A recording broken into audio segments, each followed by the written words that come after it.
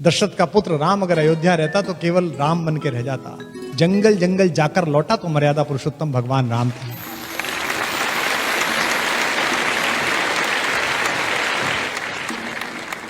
एक शेर मुझे उर्दू का याद आया, आप सबके भगवानों के नाम है, मेरे और आपके सबके।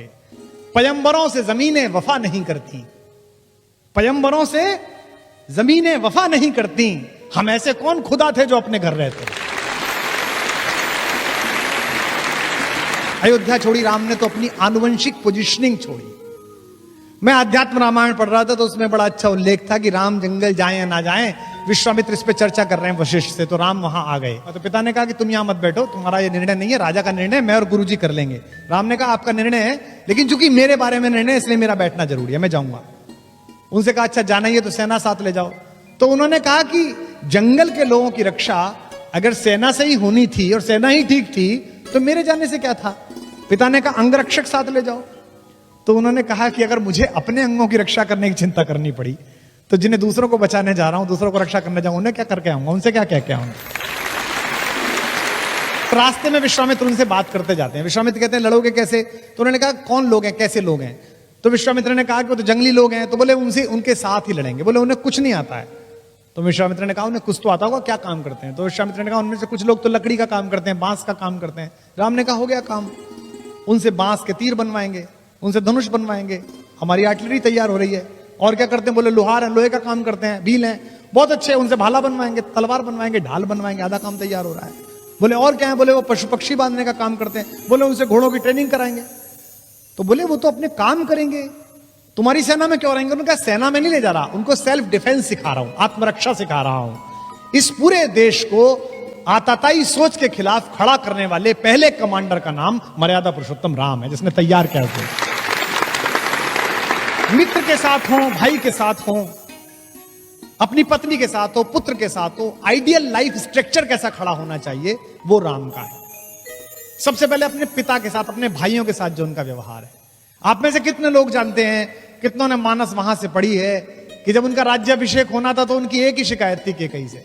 कैकेयी ने कहा कि बेटा तुम्हारा राज्याभिषेक होना है, तुम राजा बनोगे। तो उन्होंने एक ही शिकायत करी अपनी मां से कि ये कौन सी खराब बात है, हम चार भाई एक साथ पैदा हुए, हम एक साथ पले बढ़े और केवल बड़े का राज सिंहासन मिलेगा, केवल उसका राज्याभिषेक है तो गलत बात है, हम चारों को राज्य मिलना चाहिए। उनकी अकेली शर्त थी जीवन में, यानी कि समाजवाद का पहला स्टेटमेंट, सोशलिज्म का।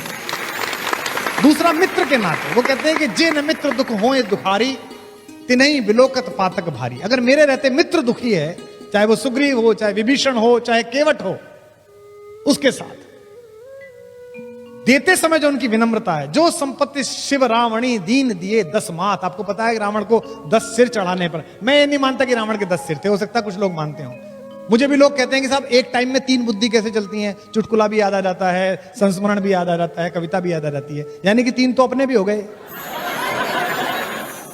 तो वो ब्रह्मा के वंश में पैदा हुआ, पुलस्त मुनि के पुत्र विश्रवा का बेटा था।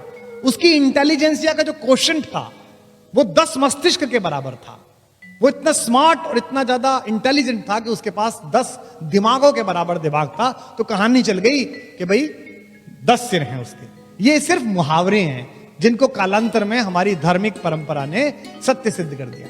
हमारे पूरे धर्म की व्याख्या अधिकांशतः जिन लोगों ने की है वो श्रद्धा पर आयोजित है। भगवान ने ऐसा किया। मुझे राम क्यों प्रिय लगते हैं, राम के जीवन में चमत्कार नहीं है। आपने कभी नहीं देखा होगा राम को कि राम ने यूं करके आकाश में हाथ हिलाया और उसके बाद एक शस्त्र निकाला और फेंक दिया, ऐसा नहीं। सब कुछ अर्जित है जो अपना है।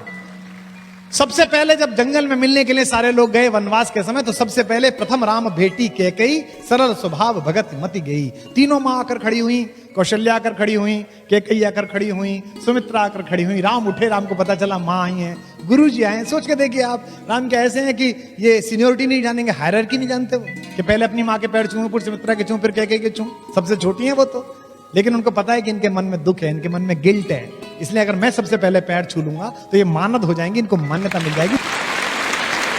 आज मैथिली शरण गुप्त का जन्मदिन है।